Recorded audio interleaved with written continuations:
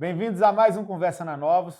Eu sou Tomás Goulart, ao meu lado estão os principais gestores da casa, Roberto Costa, Luiz Eduardo Portela, Rodrigo Galindo, Luiz André Oliveira. Hoje a gente vai fazer uma breve retrospectiva do que foi o ano de 2020 e vamos falar de quais são as principais perspectivas para o ano de 2021.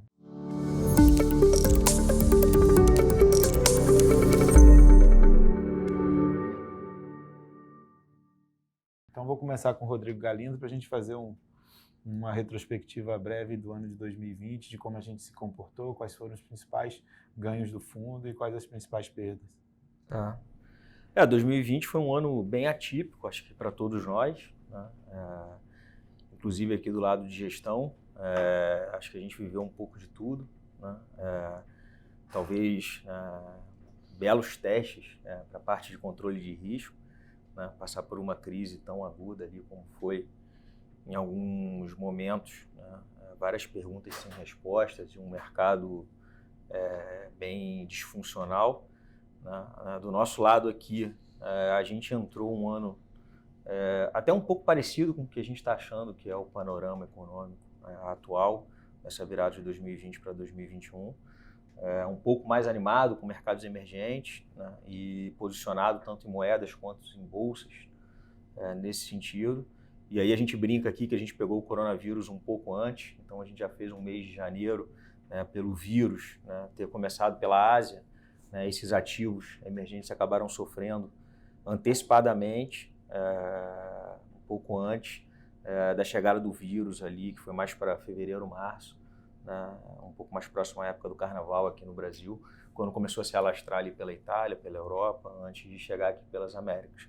Né? Então, quando a gente entrou o mês de março, a gente já tinha sofrido em janeiro, já estava por essa parte de controle de risco com posições mais leves. Então a gente pegou a parte disfuncional do mercado com posições um pouco mais controladas, né? Mas em resumo a gente fez um primeiro trimestre do ano ruim, e depois a gente fez um segundo trimestre do ano de recuperação, uma recuperação que foi de alguma forma rápida. A gente começou recuperando com risco concentrado no jogo de política monetária, por achar que mesmo com a desvalorização cambial que a nossa moeda aqui no Brasil teve, o comportamento da inflação ia seguir relativamente controlado e que o Banco Central ia seguir dando sequência ao processo de queda de juros naquela época. Então, isso foi um primeiro processo de recuperação. O segundo foi na parte de bolsa, de uma forma, acho que muitos dos instrumentos, né, que foram criados, né, e pré-aprovados ali na crise de 2008, dessa vez já estavam testados, né, e os agentes econômicos, sejam os bancos centrais, os tesouros, eles foram muito rápidos, né, e fizeram em magnitudes muito grandes, né, ao longo ali do segundo trimestre. E aí a gente veio, né, com uma característica da casa, que é um pouco essa participação de market time, testando determinados níveis de mercado com respeito, com stop curto, né? Isso eu acho que fez muita diferença. As estruturas que a gente fez em casa, que a gente estava vivendo uma crise sanitária. Então, acho que teve muita coisa que aconteceu no overnight, né, na pré-abertura de Europa, pré-abertura de Ásia, né, em termos de movimento de mercado. E a gente concentrou o risco ali em empresas que estavam mais enquadradas para esse novo mundo, que tinham mais a ver com tecnologia, e na Bolsa Americana, né, que na nossa cabeça, naquele primeiro momento, era um pouco mais seguro. Né? Aí foi uma segunda rodada de recuperação dos fundos, e aí a gente veio para o segundo semestre, que também foi um semestre desafiador, né? A gente seguiu com uma posição relevante em bolsa, muito calcada no ponto do ciclo econômico que a gente vislumbra estar até agora, inclusive, e um segundo destaque bem relevante foi a posição de inflação que a gente teve, por aí sim achar, né, que a inflação ia dar sinais ali ao longo dos últimos meses do ano passado, e foi uma posição bastante vencedora. Então, em resumo, aquilo que eu falei no início, a gente viveu um pouco de tudo em 2020, né? O processo de recuperação do fundo foi uma grande vitória, os fundos fecharam o ano muito bem, bem acima dos benchmarks, E aí a gente agora entra pela proa com 2021, que eu acho que é o grande objetivo dessa conversa, a gente falar um pouco de perspectiva, o que a gente está achando daqui para frente. 2021 a gente entra com as políticas monetárias, principalmente nos países desenvolvidos, seguindo estimulativas. A gente tem a parte de política fiscal com a perspectiva ainda estimulativa também. A gente vê aí no pacote do Biden o que está sendo colocado de estímulo fiscal. Usar o fato do juro real estar extremamente negativo nos Estados Unidos para fazer um fiscal além do que é necessário, né? Inflacionar ao máximo as economias. E a gente entra no Brasil e também um processo de vacinação crescente, principalmente nos países desenvolvidos, e todo mundo estudando o caso de Israel, que é um sucesso, e replicando para os outros países, pensando nos Estados Unidos, Reino Unido e brevemente a Europa também. E no Brasil a gente tem todo o processo político, o processo fiscal, que anda em um outro compasso com relação ao mundo, né? O processo político, a gente tem uma melhoria na articulação, na relação entre executivo e legislativo, e aí a gente viu, no primeiro momento, a aprovação da autonomia do Banco Central muito rápida, a necessidade de você conceder mais algum auxílio emergencial por conta da segunda onda de Covid, de você não ter tido aquela recuperação econômica que você imaginava anteriormente, porque a doença se alastrou e foi um pouco pior do que se esperava. Isso num momento, mas no outro você tem que demonstrar para o mercado que você tem credibilidade fiscal e que o mercado pode confiar de que a rota fiscal vai ser corrigida após essa concessão do auxílio emergencial. E tem o processo de vacinação também. No Brasil, a gente já vem falando já há bastante tempo que o Brasil é um case de sucesso na capacidade de vacinar. Falta ter em mãos as vacinas e, ao que tudo indica, aí no final do primeiro trimestre a gente vai ter uma quantidade de vacinas suficiente para a gente gerar uma imunização mais célere da população. Então, isso tudo pensando no Brasil, a gente vem discutir quais são as implicações para a política monetária no Brasil, né? Que, de alguma forma, a gente vai atuar diferente do que está acontecendo no resto do mundo, né, Portela? A gente viu a inflação começar a subir mais forte no ano passado. Não só a inflação número cheio, por causa de alimentação, em grande parte, mas os lucros estão rodando no limite superior da banda do Banco Central. Então ele se mostrou incomodado já na primeira comunicação em janeiro, quando você pega os comunicados do Banco Central, e ele está agora numa situação um pouco delicada, porque a gente iniciou o ano com as commodities subindo fortemente lá fora e o câmbio não andando junto com as commodities. Então, normalmente, as commodities sobem, o real aqui se valoriza, o câmbio cai, e o câmbio continuou subindo nesse início de ano. Então, se coloca, diferente do ano passado, que a gente conseguiu que o Banco Central continuasse o ciclo de queda, porque a alta do câmbio não estava afetando a inflação, porque as commodities estavam em queda, agora está numa situação inversa, e eu acho que a gente de reduzir a volatilidade do câmbio, e a gente começar a ver ele andando junto com as outras moedas, que ele está no ambiente de dólar fraco, desde da eleição do Biden no passado, a perspectiva global é de dólar fraco, só que a gente não está conseguindo se beneficiar disso. Então a gente tem tudo para o Banco Central iniciar um ciclo de alta, a gente não sabe ainda se vai ser março ou maio, pelos comunicados, a gente acha que é março, inclusive nosso call oficial está para março, só que a comunicação dos diretores está um pouco ambígua, eles não querem se comprometer, de fato ainda faltam algumas semanas para a reunião do Copom. Só que o Banco Central está numa situação um pouco delicada, porque ao mesmo tempo que a atividade está sofrendo no pé agora, com a retirada do auxílio, a economia está se acomodando, a inflação continua forte. Quando você olha a perspectiva para frente, com a chegada da vacina, a gente tem tudo para, nos próximos meses, com uma nova rodada de auxílio, a economia retomar um crescimento. E dessa vez, com um crescimento muito forte no exterior, né? Porque no meio do ano já vai ter os Estados Unidos, todo mundo vacinado, na Europa, grupo de riscos, né, vacinado, a Ásia provavelmente também, inclusive o Brasil, no meio do ano, acho que o grupo de risco já vai ter vacinado. Então a gente vai estar vendo, da mesma forma que a gente viu um choque negativo na economia ano passado, onde tudo parou, a gente vai ter um choque positivo, onde todo mundo vai querer voltar à vida normal, todo mundo vai querer voltar, né, para viajar ao mesmo tempo no segundo semestre. Então, junto com os estímulos que a gente viu, a gente pode ter uma pressão aí na atividade, na inflação global muito forte, e dificilmente a gente vai deixar de escapar aí de ter uma subida de juros, que é só retirar um pouco do estímulo, né? Vai continuar estimulativo, mas talvez botando o juro ali perto de 4, 4,5, em linha com outros emergentes, já reduz a velocidade da moeda, a gente consegue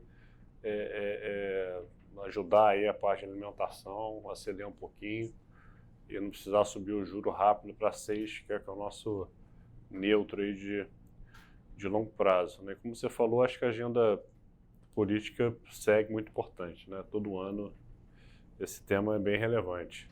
É um ambiente bem complicado para o Banco Central, né? Os fatores que levam a inflação para cima, eles seguem presentes e, ao que tudo indica, o principal fator que poderia fazer a inflação recuar é uma apreciação cambial, porque commodities vão seguir para cima com a normalização do mundo. No momento que você fizer a vacinação e a reabertura das economias, a parte de serviços vai pressionar. Você pode observar alguma volta de bens que estava bem pressionado e aí uma normalização com a redução da demanda, mas de uma forma geral é um ambiente complicado para o Banco Central do Brasil. Ao que tudo indica, a taxa Selic chegou num ponto que elevou substancialmente a volatilidade e tem impacto sobre a moeda que o Banco Central vai ter que levar em consideração, apesar da atividade econômica ainda não ter dado aqueles sinais de que uma recuperação mais vultosa.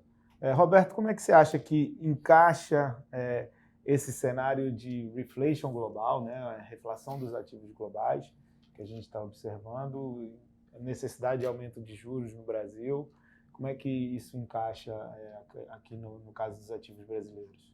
Acho que essas variações setoriais que nós temos acompanhado desde o ano passado, que começou com o setor de tecnologia, mais recentemente, dada a quantidade de estímulos, veio para o setor de commodities e possivelmente nós acreditamos que venha a acontecer também no setor da economia local, deve continuar acontecendo em menor volatilidade naturalmente, e eu acho que com isso cabe a gente, acompanhando diariamente e fazendo uma análise minuciosa, conseguir fazer esse shift da nossa carteira, como entre erros e acertos temos feito bem desde o ano passado. Eu queria fazer um ponto sobre essa observação do Roberto, é que recentemente a nossa busca maior é para essa rotação que está acontecendo no mercado, muito rápida e com variações expressivas do preço dos ativos, que foi primeiro tech, depois com dólar forte foi as exportadoras aqui no Brasil, depois agora recentemente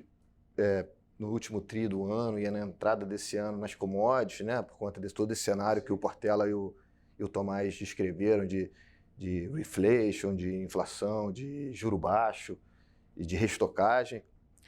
A busca de qual é o próximo setor que a gente vai buscar, né? Assim, qual o setor que tem assimetria para a gente gerar valor. Então, a nossa cabeça é que os papéis de reabertura, de economia doméstica, é o setor que está descontado, é o setor que tem prêmio, é o setor onde a gente está alocado para ganhar dinheiro, que é o pós-vacinação, as economias, a atividade voltar a normalizar, e a gente acha que tem muito espaço para ganhar alfa, gerar valor nesses ativos.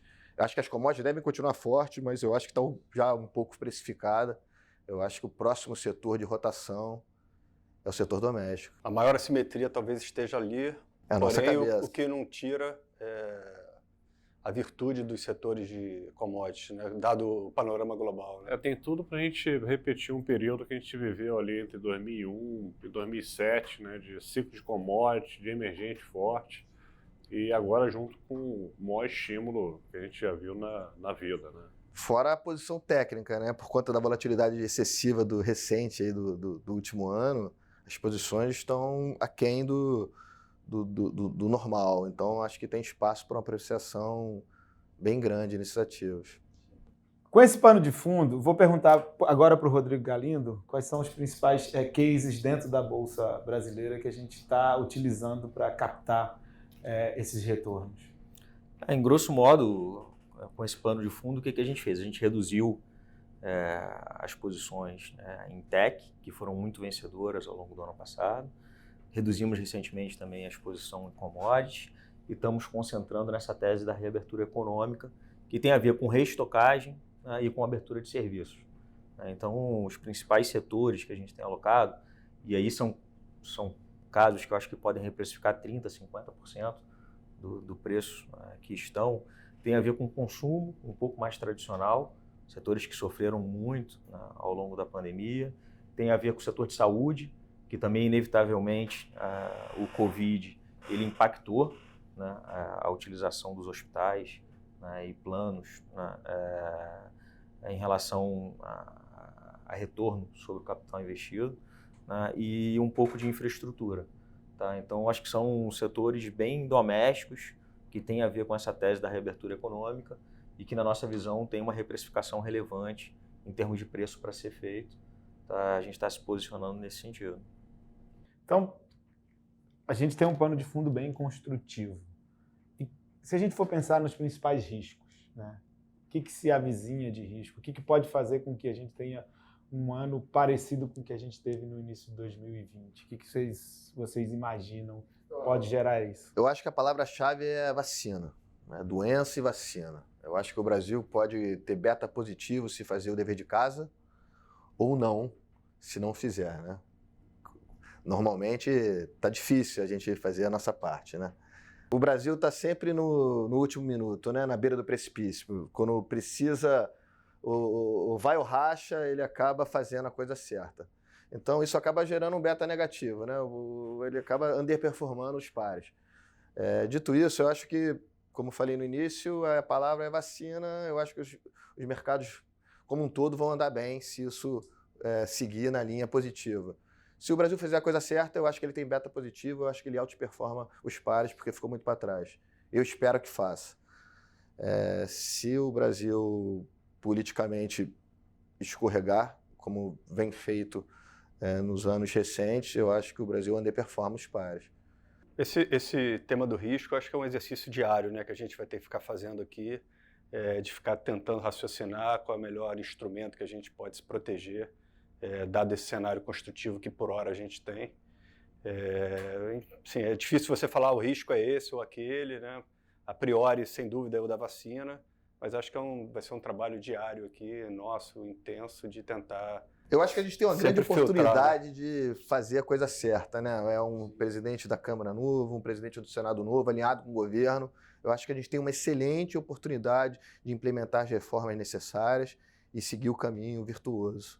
E não vai ser 0,20, 0,30 do PIB de aumento de dívida, um auxílio de 20, 30 bilhões de reais, que vai estragar, acho que, uma agenda, né? Acho que é só a gente emplacar aí uma reforma, uma PEC emergencial. Reforma administrativa. Começar a discutir uma tributária, nem o nosso base case aqui que vai ter tributário esse ano, né? Mas começar a discussão, acho que já é suficiente para o Brasil outperformar. Né? É só gerar alguma confiança para os investidores que a gente está querendo, está tentando, está se esforçando para fazer a coisa certa. O que não pode deixar essa dúvida, essa bola dividida, né? Isso que gera essa incerteza que atrapalha a performance dos ativos brasileiros. Ao que tudo indica, Brasília está mais funcional, né? Ao que tudo indica, a gente pode voltar a ter alguma normalidade. Talvez o mundo, política. após a eleição do Biden, mais funcional. Também, tem esse aspecto também. E aí reflete aqui porque a gente copia. Menos volatilidade. E o risco de inflação e retirada de estímulos? Isso Como que eu é ia que a falar, gente pode porque pensar? Todos ciclos de bull market terminam com bancos centrais, né? Normalmente. Se a gente não tiver uma outra pandemia, né? Espero que não. Mas, historicamente, sempre foi assim, principalmente o Fed, né? Quando o Banco Central americano começa a puxar juros, começa a retirar estímulo, é quando os processos de bull market sempre se encerram, né? E pelas últimas comunicações a gente está um pouco longe, né? Então o Paulo tem transmitido que não passa pela cabeça começar a retirar o QE, alta de juros, né, pela curva americana, só 2023, 2024. Então acho que de risco, né, olhando para o cenário aqui durante o ano, seria a inflação acordar de uma forma, né, que não estão nos preços muito mais rápido do que imaginado. Só que a gente espera que isso vai ser um problema mais para o ano que vem, para a gente monitorar mais de perto, porque juntando todo o estímulo fiscal, né, e monetário, eu acho que uma hora essa inflação pode acordar sim. E um pouco em relação à sua pergunta, Tomás, que é o risco de retirada dos estímulos sociais que foram dados, naturalmente em países mais frágeis como o nosso, né, eles tendem a ser cobertor mais curto. Né? A nossa opinião ela é muito calcada na opinião, assim, no ponto do ciclo econômico. Como desestocou a cadeia produtiva e como os serviços estão para abrir pós-vacinação, né, a gente acha que esse dilema entre a retirada do estímulo social versus a abertura econômica, né, que naturalmente não traz renda, no segundo momento emprego, né, pelo panorama que a gente vê hoje, a gente acredita mais nessa segunda parte da equação, tá? E que a economia vai seguir numa trajetória positiva. Tá? Do lado de financiamento, acho que tem um efeito técnico de curto prazo também, que é a quantidade de IPOs que estão tendo, né, follow-ons. Se você pega esses meses aí de janeiro e fevereiro, vai dar 35 bi de real de emissão. Né? No curto prazo isso pode empapuçar um pouco o mercado, represar um pouco uma possível alta, né? Mas no longo prazo é muito positivo. A gente não vê nenhum tipo de problema, diferente de várias outras crises que a gente passou, principalmente aqui no Brasil, do lado de alavancagem financeira das companhias. Eu acho que a turma soube aproveitar bem esse ambiente de juros baixos, né, que já perdura por muito tempo, se financiou via dívida, se financiou via emissão do mercado de capitais. Então a gente acredita que segue um ambiente bem positivo. Gostaria de agradecer a todos. Ficou bem clara qual é a visão da casa, de quais são os pontos que a gente vai buscar no ano de 2021, quais são os principais riscos, como é que a gente faz a reavaliação diária desses riscos. Gostaria de agradecer também aos nossos clientes e parceiros que estão com a gente há muito tempo. Sigam nossas redes sociais. Até a próxima. Um abraço. Abraço. Tchau, tchau.